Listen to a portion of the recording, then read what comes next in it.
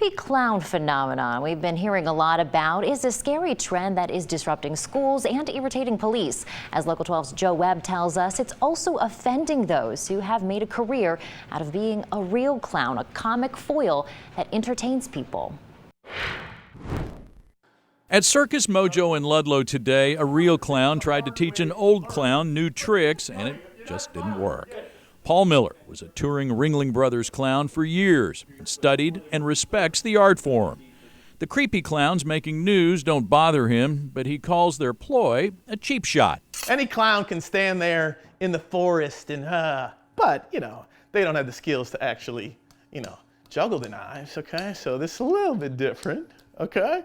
But anybody can dress up and scare people, but they're posers, they're phonies. The phony clowns have shown up in the South and reportedly tried to lure children into the woods.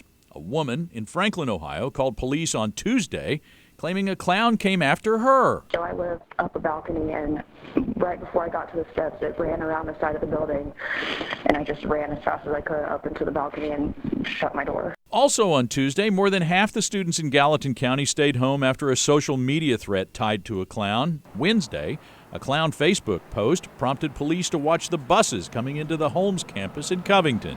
Except for the incident in Franklin, none of these situations have actually involved anyone dressed up like a clown. They've all been social media pranks, online ruses.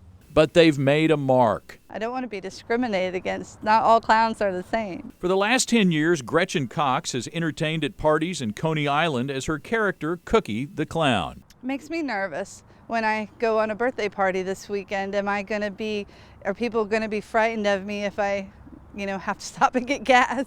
It probably depends on whether you pull out a knife or a balloon animal, or act like a clown, not a creep. Joe Webb, Local 12 News. Now, no one has been hurt in any of the local creepy clown pranks.